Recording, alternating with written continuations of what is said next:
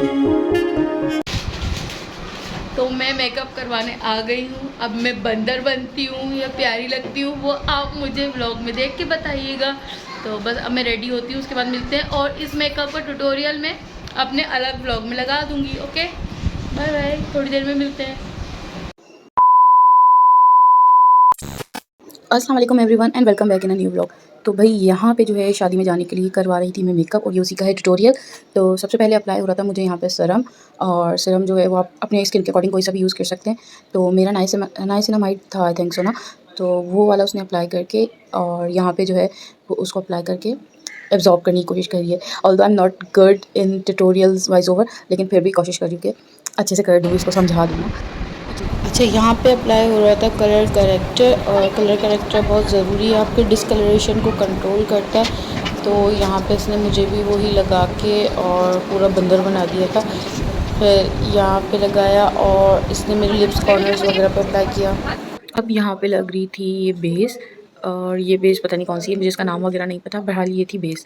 तो ये इसने पूरे फेस पे मेरे अप्लाई की थी, और ये जो है ना बेस इसने करेक्टर के ऊपर भी लगाई थी। अच्छा, ये बेस वगैरह लगाने के बाद और उसके बाद एक दो और लगाएगी, वो आगे आपको पता चलेगा। और उसके बाद मुझे कोई कंसीलर वगैरह नहीं लगाया था, वरना यूजुअली मैं जब मेकअप करती हूँ तो मैं कंसीलर वगैरह अप्लाई करती हूँ, करेक्टर नहीं लगाती। तो इस बार मैंने करेक्टर लगवा के जब डिफरेंशिएट किया तो मुझे अंदाज़ा हुआ कि नहीं यार, मुझे भी करेक्टर लगाना चाहिए, तो उसके बाद मेरी इवन टोन आएगी ना।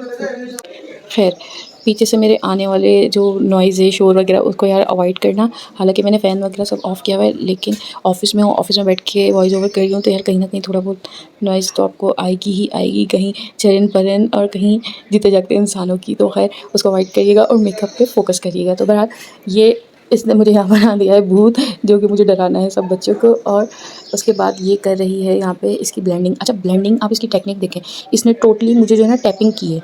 यहाँ पे वो जो रगड़ मगड़ वाला टाइप जो होता है ना, वो नहीं किया, और बहुत ही सॉफ्ट हैंड से, क्योंकि मेरी स्किन बहुत बहुत ज़्यादा सेंसिटिव है। इतना सॉफ्टली करने के बावजूद भी मुझे कहीं ना कहीं वो एक्नी हो गई थी, जो मुझे मेकअप अगर मैं डेली बेसिस पे यूज़ करूँ तो हो जाती है।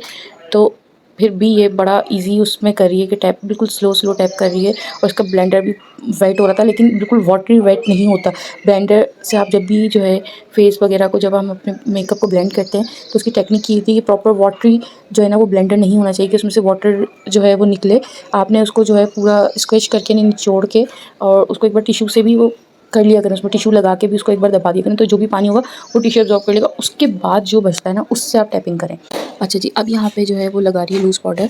लूज़ पाउडर लगाने से जो है ये हमारा बेस जो है ये फिक्स हो जाएगा। इसके बाद भी इसने दो एक लगाए हैं बेसिस, लेकिन फ़िलहाल इस वाले बेस को जो है ये फिक्स करने के लिए यहाँ पे अप्लाई करिए लूज़ पाउडर। अच्छा, आई मेकअप वगैरह जो है ये इस सब को अप्लाई करने के बाद करती है, जबकि मैं जो हूँ वो पहले कर लेती हूँ। यहाँ पे मैं अपना ये दिखा रही हूँ कि देखिए मेरे हैंड में फेस में डिफरेंट शेड नहीं है, कि मतलब मेरे हैंड का जो कलर है वही मेरे फेस का है, क्योंकि हैंड्स का कलर मुझे ज़्यादा बेटर है फेस की निस्बत, क्योंकि धूप में आते जाते हैं तो वो सन टेंट वगैरह मेरे फेस पे हो जाता है। यहाँ पे इसने मुझे लगाया है मिनरल बेस।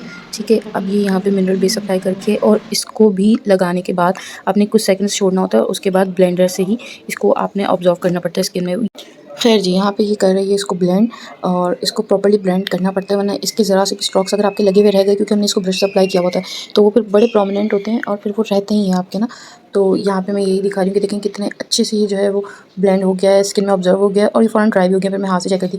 इसके बाद इसने ये लगाया कॉम्पैक्ट, पहले लगाया था लूज़ पाउडर, अब इसने लगाया है कॉम्पैक्ट। और कॉम्पैक्ट जो है ये अप्लाई करने के बाद इसको ये बिल्कुल लॉक कर देगी ना स्किन पे, फिर ये कहीं नहीं जाएगा। ये बेस वगैरह जो है ये सब अपनी जगह पे फिक्स हो जाएगा। और आप भी कभी मेकअप लगाएं, फाउंडेशन वगैरह कुछ भी लगाएं, तो एक बार स्किन को एंड में पहले आप लूज़ पाउडर से और फिर लास्ट में कॉम्पैक्ट वगैरह कुछ भी लगा के इसको लॉक कर दें आप स्किन पे अपनी ना। सो ये कि फिर आपका मेकअप बेस वगैरह कहीं नहीं जाएगा। अच्छा, अब यहाँ पे जो है इसने उठाया है सिल्वर गोल्डन टाइप का जो है वो शेड, और ये लगाना शुरू किया इसने मेरी पूरी आईलिड पे। और आईलिड वाला जो पार्ट है उसके ऊपर लगाया, क्रीज वाली साइड पे नहीं लगाया। तो आपको दिख भी रहा होगा ये गोल्डन सिल्वर से शिमर है ना, तो इसने वो अप्लाई किया है मेरे आईलिड्स पे दोनों पे ना। और इसका बाद में इफेक्ट अच्छा आता है, पहले तो मुझे खुद नज़र नहीं आ रहा था क्या लगा दिया क्या। बाद में जब मर्ज हुआ तो वो अच्छा लग रहा था, मुझे तो अच्छा लगा। फिर आपको आगे अच्छा लगे ना लगे वो आप मुझे भी बताइएगा। यहाँ अब आपको नज़र आ रहा होगा कि गोल्डन और सिल्वर टाइप का शेड है। इसके बाद इसने ये बनाना शुरू की क्रीज़, और क्रीज़ के लिए इसने लिया लाइट ब्राउन सा शेड ना। एक होता है डार्कर ब्राउन, एक होता है ऑरेंज पे जो ब्राउन जा रहा था, ये वो वाला शेड था। आई डोंट नो ये लाइट में क्या शेड नज़र आ रहा है, ब्राउन टाइप, लेकिन ये गोल्ड ये था ऑरेंजिश ब्राउन शेड पे ना। तो उससे इसने बनाना शुरू की मेरी क्रीज़, और ये देखें कितना अच्छे से इसको उसने ब्लेंड किया ताकि वो जो कोई भी हार्श लाइन नज़र ना आए। और इसको आपने जब ब्रश से करने के बाद आप कुछ भी कर लें, आपने अपने फिंगर्स को यूज़ करना पड़ता है। सो ये भी वही काम कर रही है। और उसके बाद दोबारा इसने हल्का सा यही गोल्ड वाला शेड लगा के उसको नीट किया ताकि वो कलर और ज़्यादा प्रोमिनेंट हो। तो यहाँ पे देख लें कितना इसने अपने हाथ पे जो है वो लगाया हुआ है, और वहाँ से जो है ये कितना थोड़ा-थोड़ा प्रोडक्ट जो है वो मेरी आँख पे अप्लाई कर रही है, और उसी पे ही कितना अच्छा इफ़ेक्ट दे रहा है। और उसके बाद फिंगर से ये ब्लेंड करना तो इसका मस्ट है। अच्छा भाई, आँखों पे तो ये दोनों लग गए थे आई शेड्स, और आँखों का तकरीबन फिनिश हो गया था। अब यहाँ ऊपर लग रही थी शिमर हाइलाइट, और ब्रोज़ को हाइलाइट करना तो आपको पता है कितना ज़रूरी है। ब्रोज़ मेरी बनेंगी सबसे लास्ट में, तो यहाँ पे जो ये शिमर सिल्वर कलर में इसने अप्लाई करके इसको भी एज़ यूजुअल फिंगर से इसने किया ब्लेंड। तो ये दोनों आँखों पे इसने यहाँ पे ये भी लगा दिया। और यार जैसे-जैसे अप्लाई होते जा रहे हैं चीज़ें खुद ब खुद इफ़ेक्ट देती जा रही है चीज़ें। अच्छा जी, तो अब यहाँ पे आपको लग रहा होगा ये कोई लास्ट में कोई मेरे जो है वो एंड पे वो लगा रही, कोई प्रोडक्ट डिपॉजिट करी, तो ऐसा कुछ नहीं है। ये यहाँ पे कोई भी कॉर्नर्स को हाईलाइट नहीं कर रही थी, आपको शेड लग रहा था। खैर ये जो है ये मेरी आइज़ के ऊपर अप्लाई करी थी हल्का सा शिमर, जो इसने दोनों आइज़ पे मेरे अप्लाई किया था। और उसके बाद ये मुझे लगा रही थी काजल, जो हमें काजल से ही हमें अपना एंड लुक जो है वो करना है क्रिएट, और इसी पे हमारी लगेंगी लैशेस वगैरह।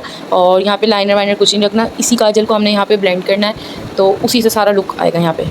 अच्छा, अभी जो है ना ये सिर्फ स्ट्रोक्स लगा रही है यहाँ पे ना, मतलब कि ये स्ट्रेट लाइन लगा रही है। अभी ये लैशेस वगैरह लगने के बाद ये थोड़ा और इसको बेहतर ब्लेंड करेगी। और देखें यहाँ पे इसने ब्लेंड करना शुरू कर भी दिया। पहले इसने जो है प्रोडक्ट को डिपॉजिट किया मेरी आइज़ पे, और अब इसने हल्का हल्का उसको ब्लेंड कर दिया। अब यहाँ लग रही हैं लैशेस। लैशेस आप अपने हिसाब से लगा सकते हैं, हैवी लाइट जो आपको सूटेबल हो। मैंने लगाई थी यहाँ मीडियम, ये ना कोई बहुत ज़्यादा हैवी थी और ना कोई बहुत ज़्यादा लाइट थी, और ये अच्छी लग रही थी। जिस हिसाब से मैंने अपना आँखों का वो लुक किया था उस हिसाब से अच्छी लग रही थी। और यार बिलीव मी, आँखों पे और ये दिख भी रहा होगा कि लैशेस लगने के बाद आइज़ का लुक थोड़ा चेंज हो जाता है ना आपके, मतलब थोड़ा सा वो अच्छे उसमें लगने लग जाता है मेकअप, जो कि एक थोड़ा एवरेज हो रहा होता है ना, उसको वो पुशअप कर देता है और वो थोड़ा सा और ज़्यादा बाउंस होके वो अच्छा लगता है। वो आपको दिख रहा होगा यहाँ पे ये लैशेस वगैरह इसने लगाने के बाद यहाँ जो प्रोडक्ट वगैरह जो गिरा होगा ये उसको डस्ट ऑफ कर रही है, क्लीन करिए।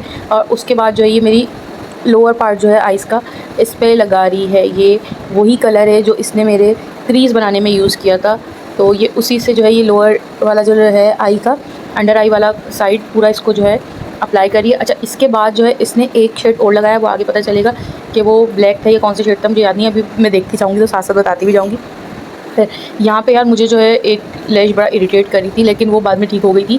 और देखिए ये इसने लैशेस लगाने के बाद अब इसने इसको प्रॉपर्ली इसको ब्लेंड करके इसको फाइनली कर रही है। और मैंने कॉर्नर्स वगैरह कुछ नहीं निकलवाए थे, क्योंकि मुझे कॉर्नर्स वॉर्नर्स कुछ नहीं चाहिए थे, मुझे बस इतना ही लुक चाहिए था। मेरे लिए यही बहुत हैवी हो रहा था, तो उस हिसाब से मुझे और नहीं चाहिए था। अब ये देखें इस पर लग रहा है मस्कारा, और मस्कारे के बाद और ज़्यादा इस पर जो है वो लुक और इन्हेंस हो जाएगा और वॉल्यूम आ जाएगा इस पर। ऑलरेडी ये लैशेस से तो आ गया था, अब ये देखें और आ गया।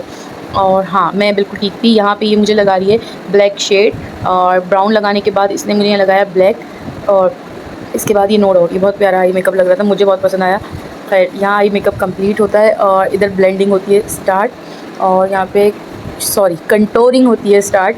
और कंटोरिंग जो है ये देखें इसकी टेक्निक के, ये कान के पास से अपर लिप तक का ये आर्च टाइप कुछ बना के ही करती है, और उसके बाद जो है कंटोरिंग ये करती है इस टेक्निक से। तो स्ट्रेट आपका फेस जो है लिफ्ट अप दिखता है, और मेरे तो फेस वैसे ही इतना चबी है, तो उसको तो वैसे ही बहुत ज़रूरत है लिफ्ट अप दिखने की।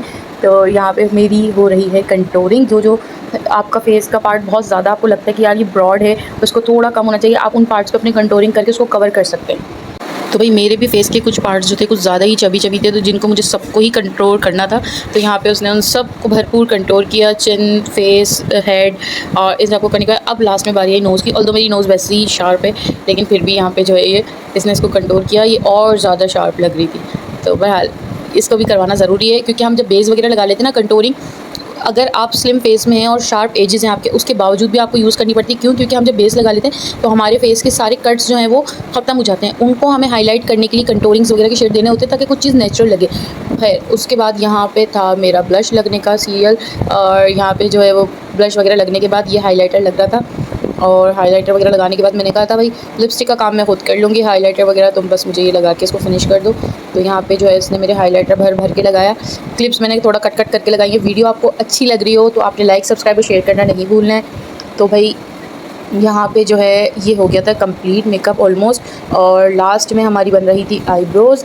और ब्रोज तो खैर सबको बनानी आती है, इसलिए मैंने कोई इतना खास इसका पार्ट ऐड भी नहीं किया, यार वो तो सबको आती है। तो यहाँ पे ब्राउन जो है वो लेके बनाई थी। यार जिन लोगों को नहीं पता उन लोगों के लिए बता रही हूँ कि आईब्रोज़ पे हमेशा ब्राउन कलर अप्लाई करा करें, ब्लैक ना लगाया करें, वो बहुत फेक लगता है। ब्राउन्स पे थोड़ा ये नेचुरल हो जाती है। और यहाँ पे लगना था मेकअप फिक्सर। मेकअप फिक्स होने के बाद ये था मेरा फाइनल लुक। अच्छा, यहाँ पे मैंने अप्लाई कर ली थी लिपस्टिक वगैरह। लिपस्टिक मैंने लगाई थी ब्राउन शेड में, यहाँ पे पता नहीं क्यों ये मरून टाइप दिख रही है, और आधी नेल्स पे नील पेंट लगी थी, आधे पे नहीं लगी थी, फिर बाद में वो मैंने लगा ली थी। तो अब बारी आ गई थी हमारे स्टाइलिंग की। तो यहाँ पे मेरे बालों में क्रिम्पिंग हमने पहले ही कर ली थी, तो ये करिए स्टाइलिंग। और स्टाइलिंग में मुझे वॉइस ओवर की नीड नहीं है, आप स्टाइलिंग एंजॉय करें। बाद में मेरा